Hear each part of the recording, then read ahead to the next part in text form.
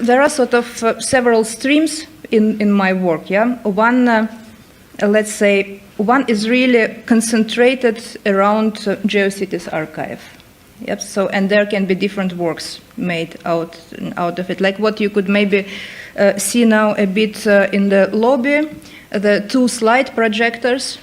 Yeah. If you spend some time looking at them, on one side there are pages, there are people, Geocities users, they promise that soon they will have their web page done.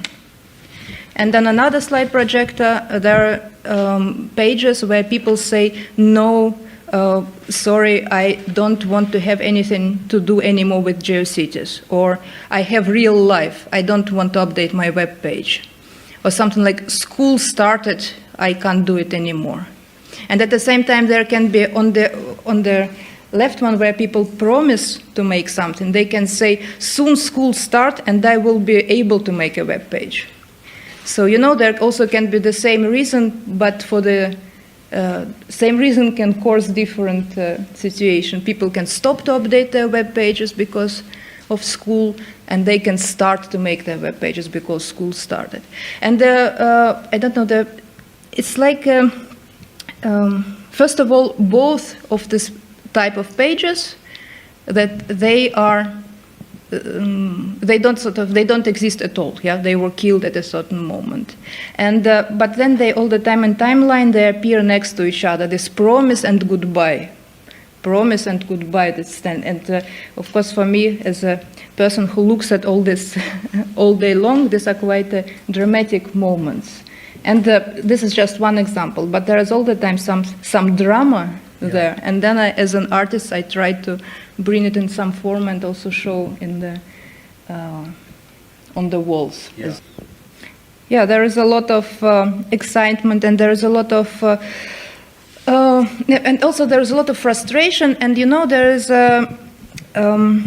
how to say, even though the Geocities is supposed to be like the lowest from digital cultures, like some people would say real kitsch, yeah?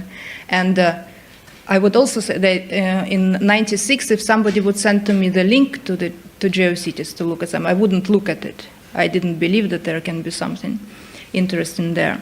But now I see that's how many, first of all, different things were there, how many different reasons were there to make a web page, and also that how active actually the Geocities users were if something was wrong. So there was, when Yahoo bought Geocities in 1999, they introduced new terms of services that meant that now like all the content belongs to Yahoo. Everything what you put on the web page belongs to Yahoo. And people really started to leave, and they started to make pages that would make fun out of Yahoo.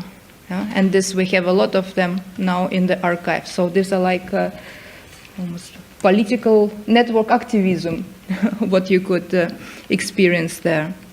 This was these are very nice moments. And first of all, I should say I'm the one who insists on the usage of the word user. And I find it very important. It's not maybe the topic of today's conversation, but I think that there are 3 problems that are in the field of, let's call it, new media. Yeah? And this is, the problem is technology, experience, and people. I mean these 3 words that I used, and very much promoted by the industry, also by Silicon Valley. And these 3 words, they substitute. Technology substitutes computer, experience substitutes interface, and people is a substitute for the users. And all this, because the main, the paradigm is to make the computers invisible. Yeah, the computers of the future should be invisible. And that's why the word technology is so much promoted, because it's then what kind of, can be whatever. Yeah, it's not a computer. It's not a system programmed by somebody, but just some technology. The word interface, as you noticed, it's like all the time substituted by the word experience. Yeah, because if there is no computer, then there is no interface. You only should get experiences. Yeah, I think you noticed that everything is an experience now. Yeah, but the main thing is also that, but if to continue to say computer user, it means that there is a computer. But the computer should be invisible. So the idea is not to use the word user. And there is a lot of the things that, what was happening, for example, in between 2009, then we made a book, Digital Folklore, and it was for computer users with love and respect, the subtitle, to computer users with love and respect, because it was about the user culture. I noticed that like in 1 or 2 years, already around 2011, it became very difficult to talk about the users because this word was supposed to be the dirtiest word one can announce. And there is this also, that in Facebook, in their headquarters, they have a poster which says that it's put away the word user, and down it's written people. Yeah, we say people, we don't say users.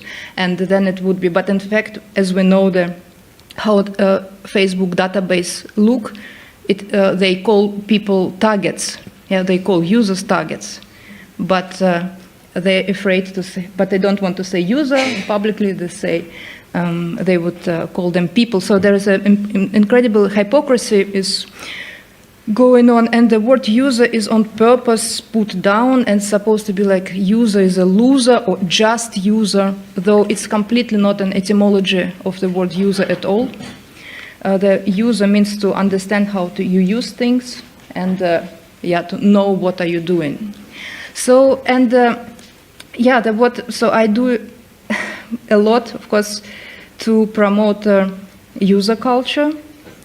And that's why, actually, the web pages of the 90s, because it was a highlight of users feeling power and being able to do something. And there are, of course, many other things where, the power of the user, and with power of the user, I don't mean something like, it's called an expert user. I was just mentioning now about the disappearance of the word user, computer, and interface. They can be found in this article, Turing Complete User, that is here.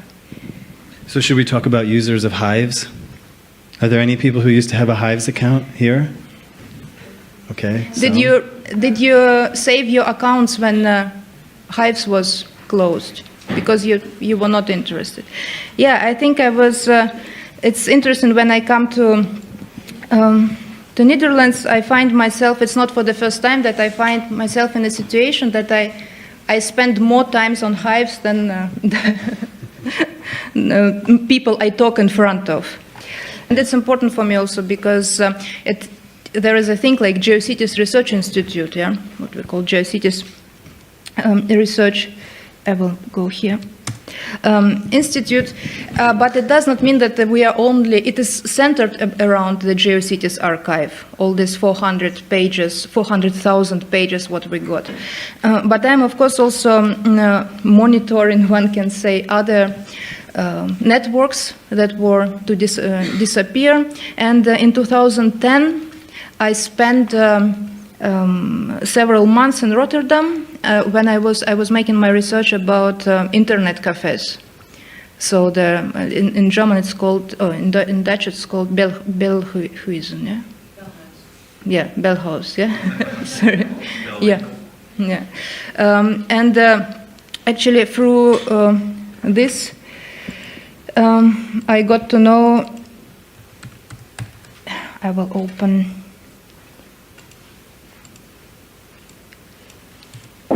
just only the cover of the research, so you know where I was going. The internet cafes that looked like this, not cyber cafes as imagined in '96, but the internet cafes as it was in Rotterdam in 2010. Just, we will not go to the text, some other, Rotterdam internet cafes.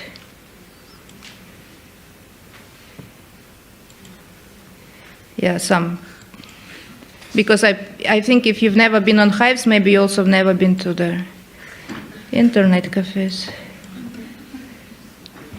but they're incredibly inventive. Yeah, it's very beautiful. One can think that there's all the same, but should be the same, but there's always some special design. And of course, this design is not because one wants to be creative, but the idea of the owners of the internet cafes to hide the computers also, that you don't have access to them, that you can't manipulate anything. But they are not so successful. Were not so successful with this.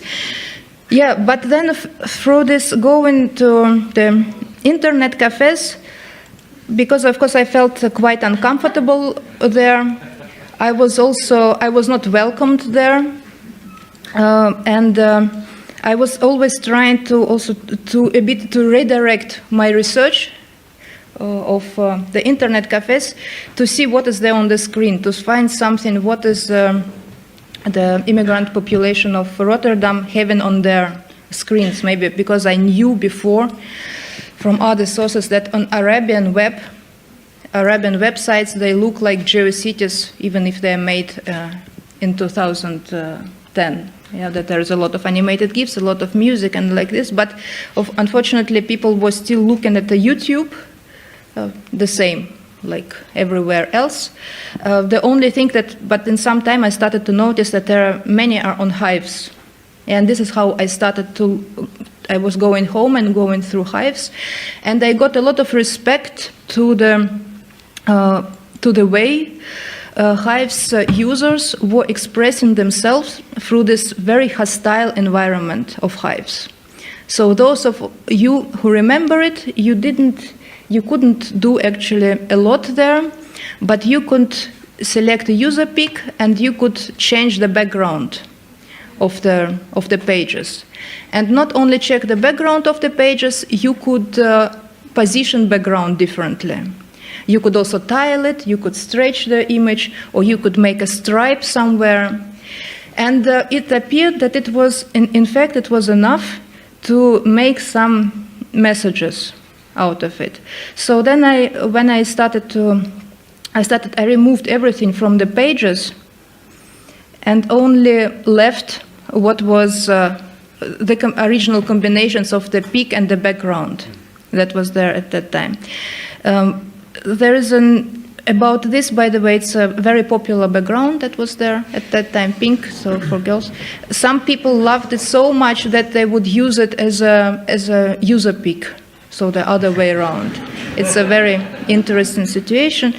And yeah, all these Gucci things, I think Hives users created so many Gucci patterns. There was a lot of brand awareness in all those pages, right? Yeah, and sometimes they're really, I think such things are sort of heartbreaking. I don't know if you can feel it here, but it is actually a bit similar to what you could see with the slideshow. Yeah, this hello and goodbye. So it has also been misplaced. There's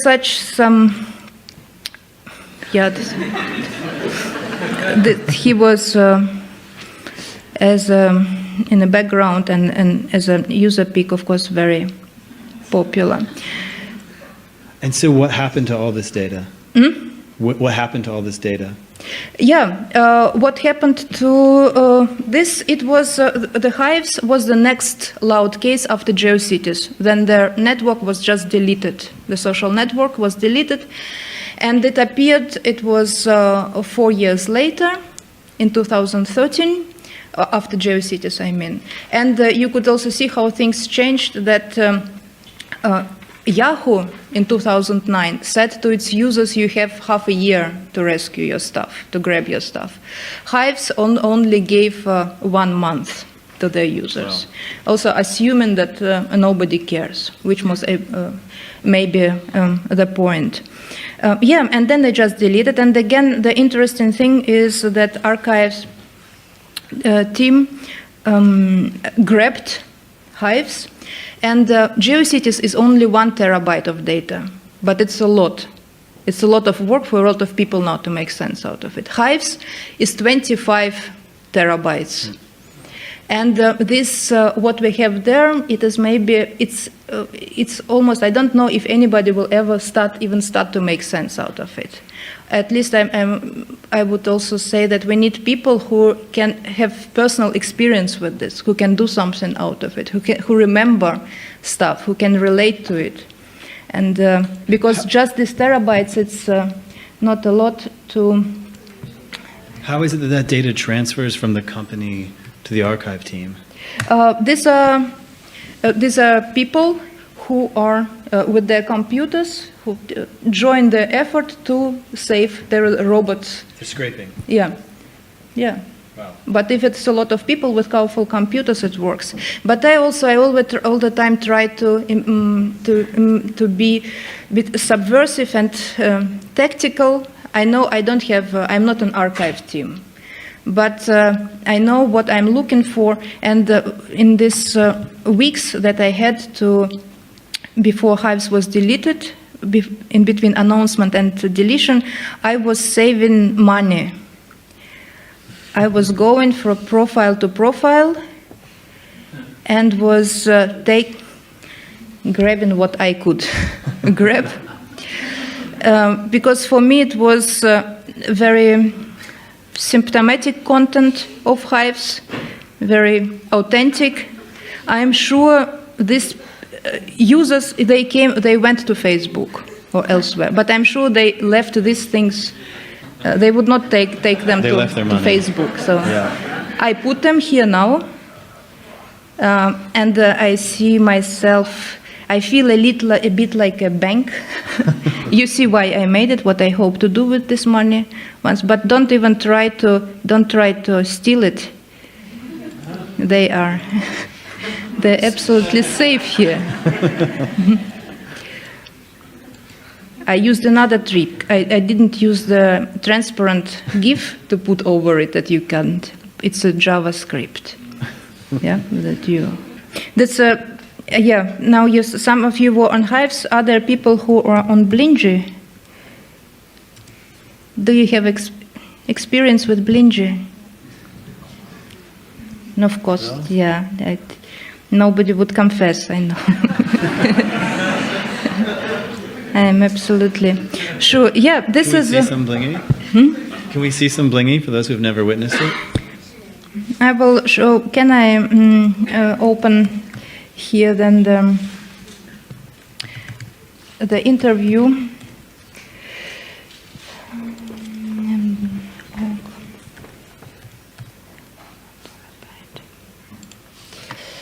So this is where I, in general, describe all my findings from Geocities, from Hives, from elsewhere. And yeah, let me then show just this image. This is a typical Blingy, but maybe it's not.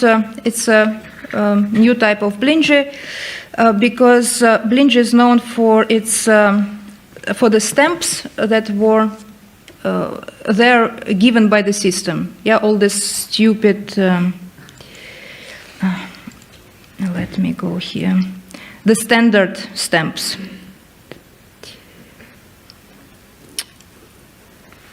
Were you nervous when they were talking about closing, that this would be another huge research endeavor? I mean, if this were going to go dark? Yeah, the interesting thing that is that I asked archive team to start to grab Blingy already in February. It was clear that it would going to happen. But they started to grab only in August, when Blingy announced that they will be closing. The interesting thing about Blingy is that they didn't close for the first time. We don't know exactly what happened, but the official announcement says, "We heard you. It belongs to you, so we love you. People, now you can still have it. You can continue to be creative." I made this. The interview. I talked to this person. It's a very influential Russian user of the Blingy maker. It's also what is influential. She makes stamps that others can use. for their images. So she produces the content. And in her idea, I was surprised how aware she was of the real reasons. In her idea, they wanted to close it because they understood that people who are on Blingy, they are not interested for an essay. So it does not make sense to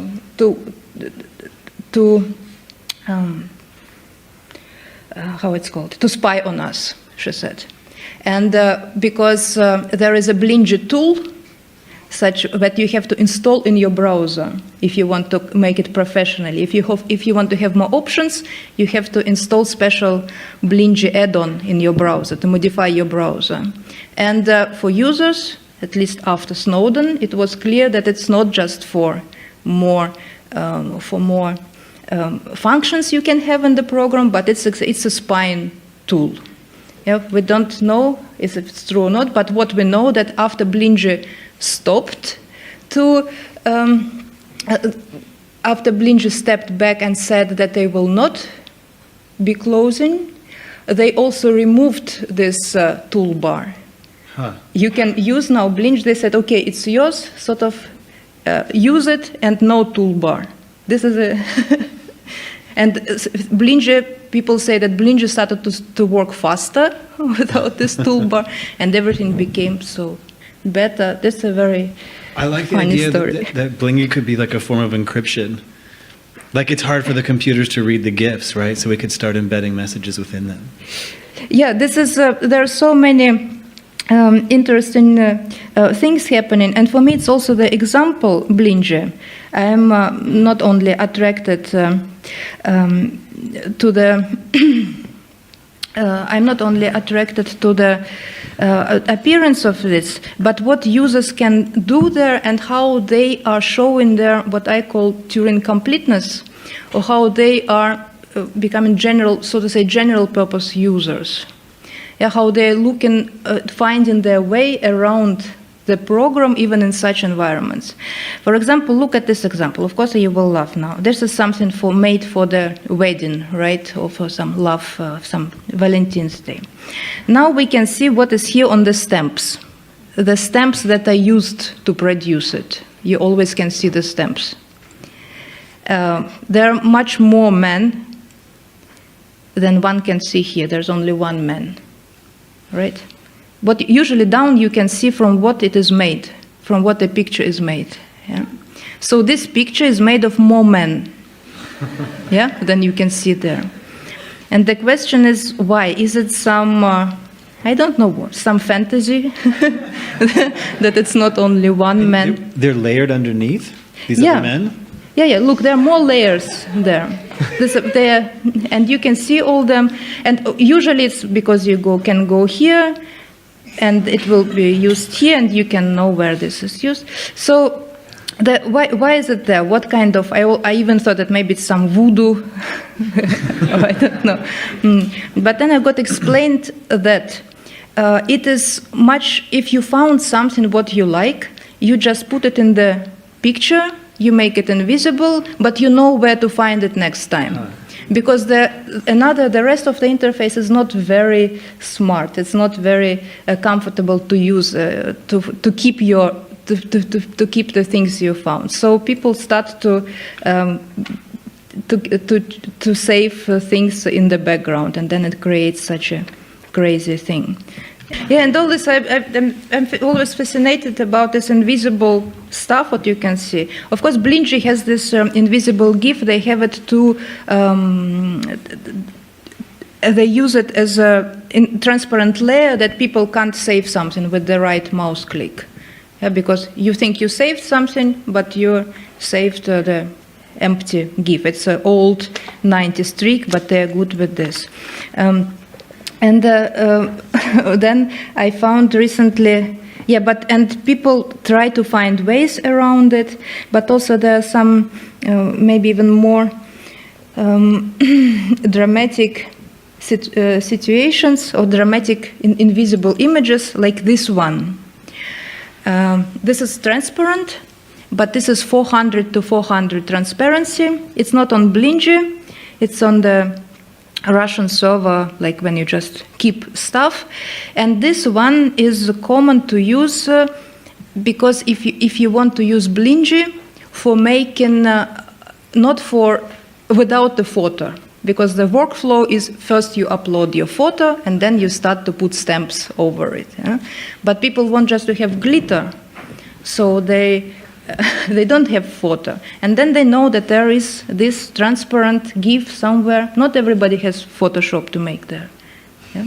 So there are all this transparent stuff somewhere, invisible, but it says a lot about what's going on. All this what is framed here, this empty space, these are so-called clear GIFs or one-to-one GIF or space GIF. So they're images, one-pixel images that were used, that are invisible usually. And there are very different reasons why they would appear on the website. And actually you can, if you still have something like status bar on your browser, you can see what is it. So this one is from Geocities. The one after is from the Geocities, another Geocities clear GIF. So this was all for users to make their, the layouts of their pages. You know, before, even before the cascading style sheets, before it was possible to make some clever arrangements on the web pages, you would just make tables and you would take a transparent invisible graphic and you would give it dimensions you need, and then by this you would create a layout. You know, almost everybody did it like this at that time. And at a certain point I started to collect these invisible graphics. As you can, you know, I can open to you this now in another browser, that you can see that some of them, they don't exist anymore. You see that here, if you can see the, down here, this is a, because, you know, when I come here now, it will be unavailable because Geocities, they are down. And here another one that was for statistics used on Geocities, it's also down. But there is another one. Look, I went to it. It's invisible. You can't see it. It's just one pixel. But what this page shows, and it is an important thing, look, it shows that Geocities is actually still up. Yeah? Because this folder is up. If I delete this now,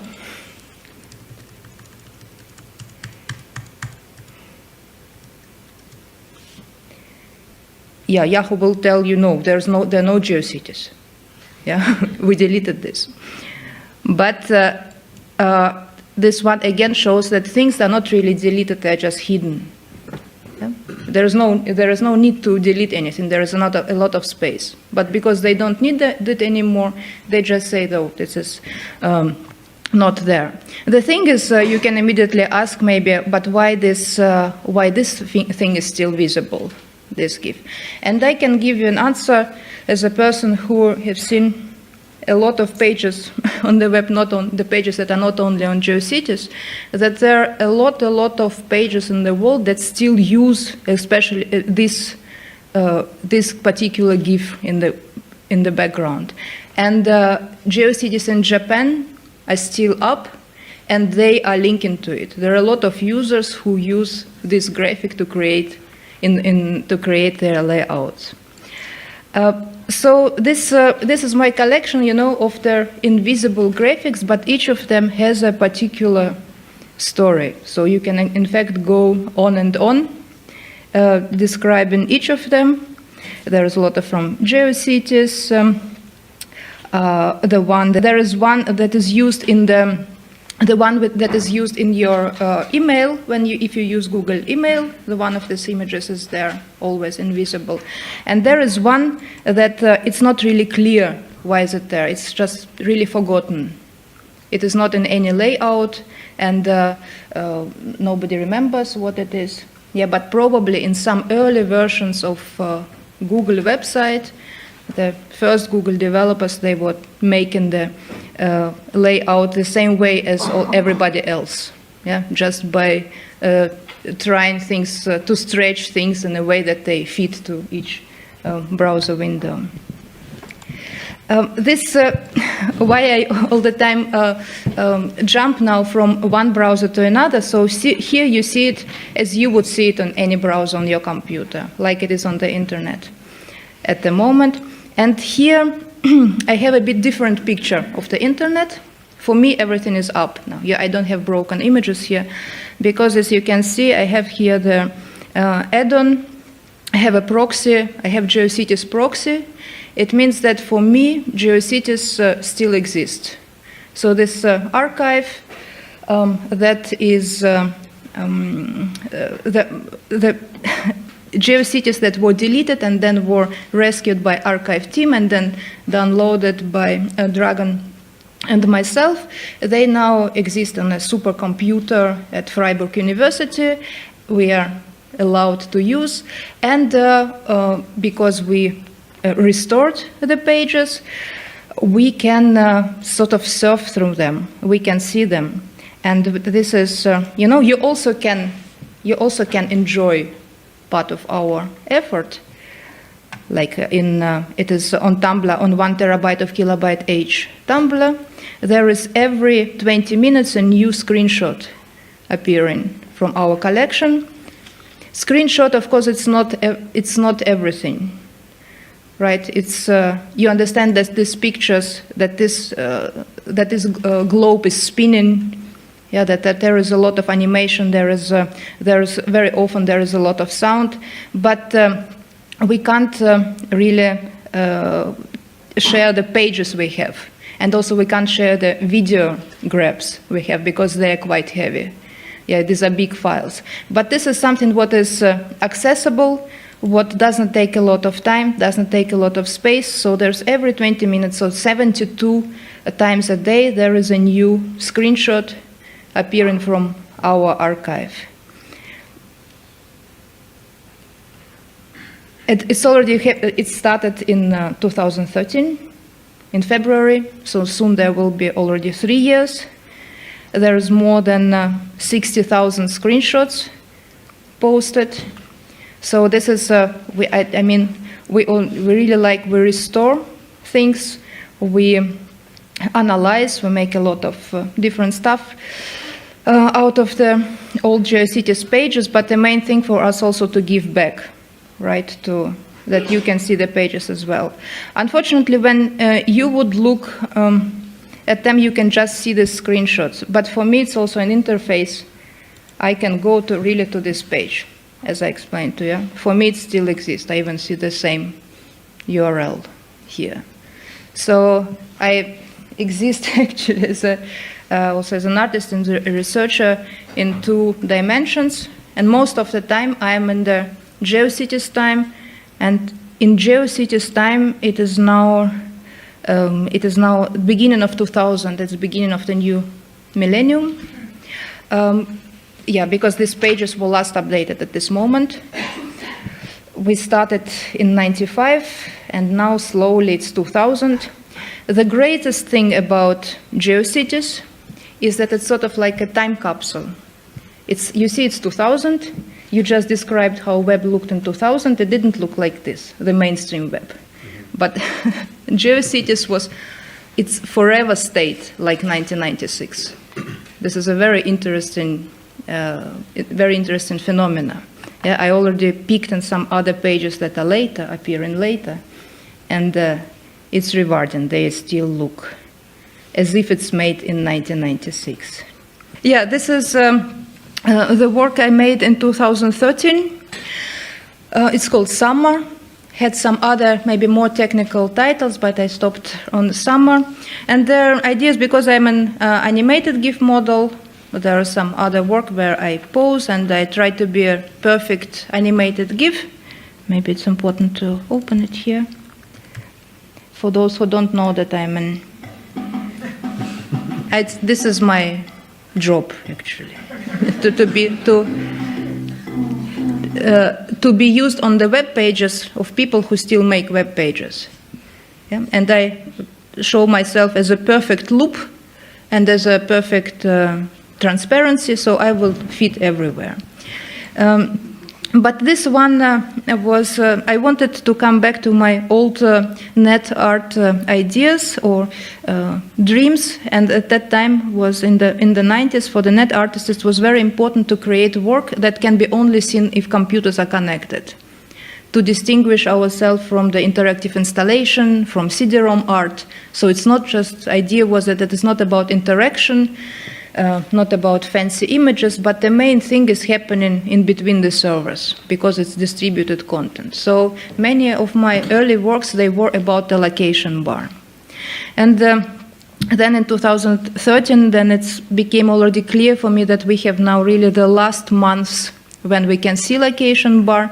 I tried to make something that could only exist if computers are online and can be only enjoyed if all these 25 servers are up at this moment. Quite often it can happen even now that something is down and then you can't, I freeze and you can't see the work. And there is some delay on the way. Yeah, sometimes it's much slower. Yeah, but now we have there is a cable. I all the time make small steps that are aiming, like, let's say 2 years from now, or one. I try to influence things that are in the nearest future, also with my artistic work. Try to keep things, so to say, in rotation, that they still continue that they have their life in today's web, or that they are, let's say, confronted with the new, with the interfaces of today. Sorry, I will, if I, but we have here the new piece, maybe it's also illustrating. We can see it here because it is, it's good high resolution screen, and you can see here it's called 640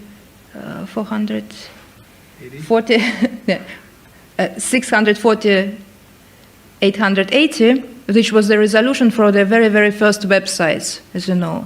And now on my screen you can see, so it would be something like this, yeah, this 400, not something like this, but exactly like this.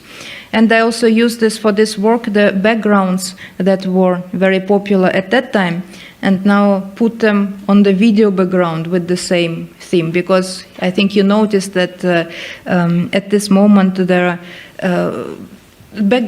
is such a, like, in the end of everything, in the end of the web, it just becomes the video. It's very rich, it's very dynamic, it's huge. So but I all the time try to use this new stuff, new interfaces, new tricks, new maybe cheap features that you can have in the browser, but to keep the old stuff coming out of the, coming out, I mean, like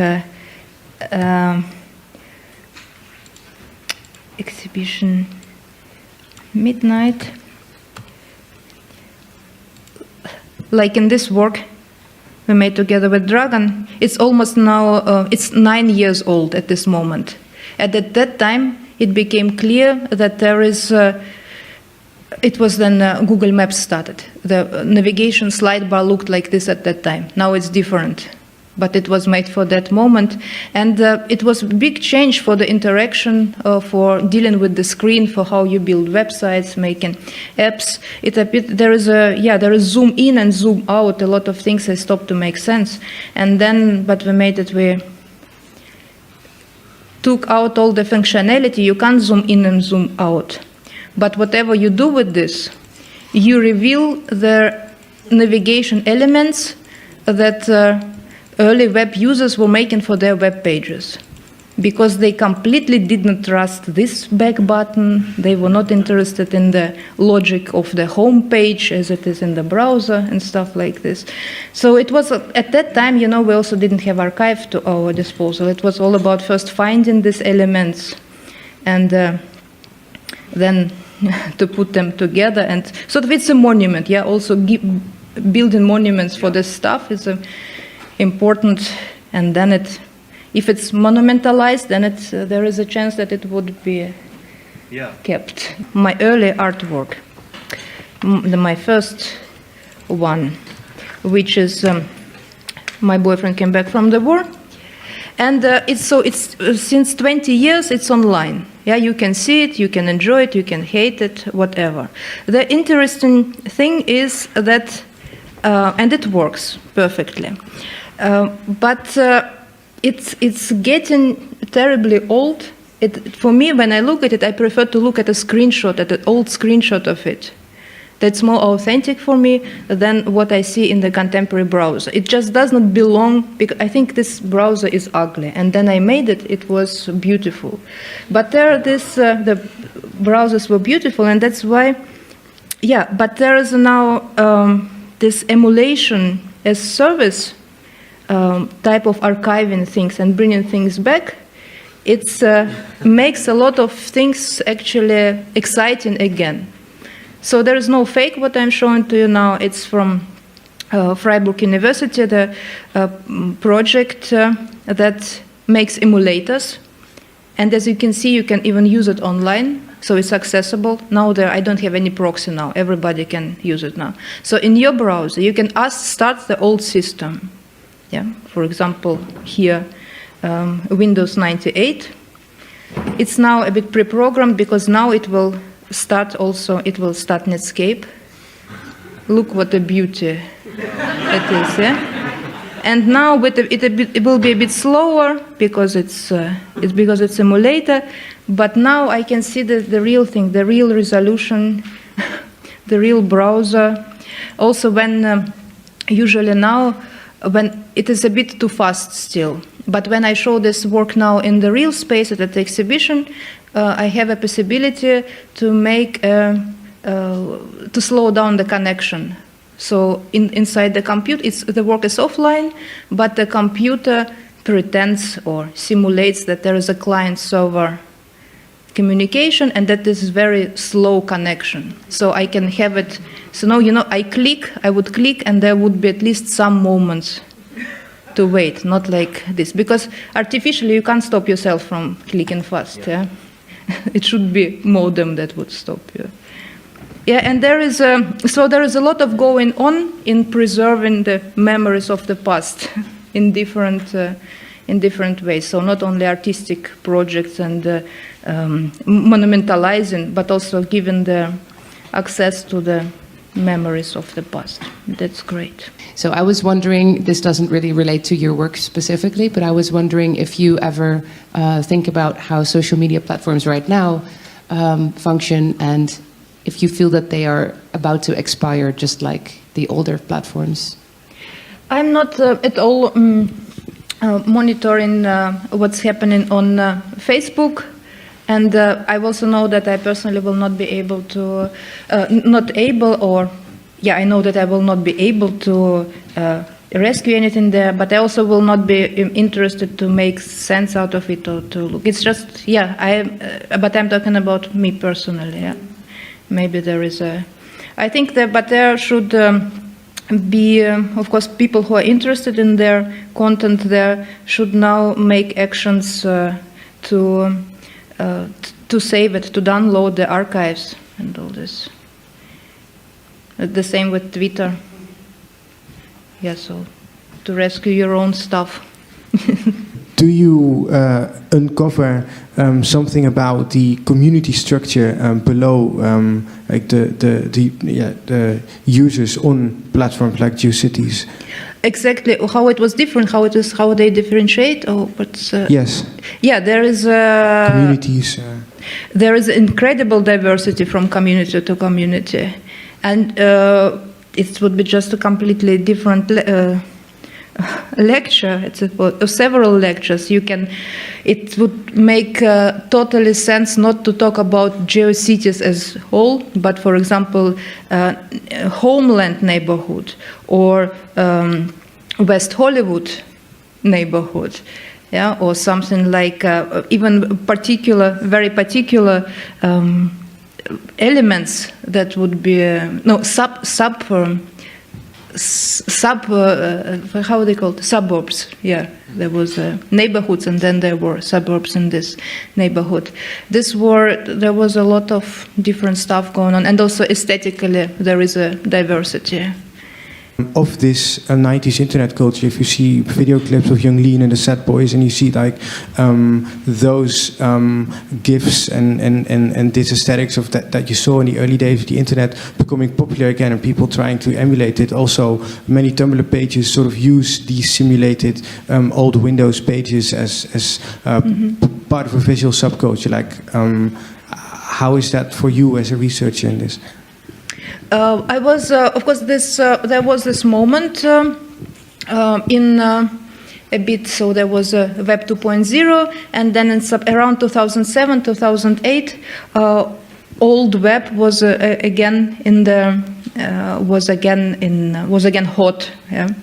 But what was hot mostly, the animated GIFs, under construction signs, some marquee, so that the text would be going around. And unfortunately, all this is what I still feel quite sad, because the main thing that it didn't provoke anybody to make their own web pages again.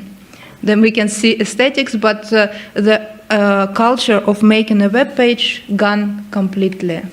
And this is quite, I think it is a dramatic thing, because I think making your own web page is the most conscious activity, medium, so to say, media-specific activity one can make being online.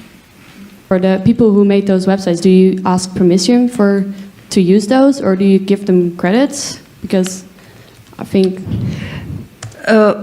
you mean where? I hear they are...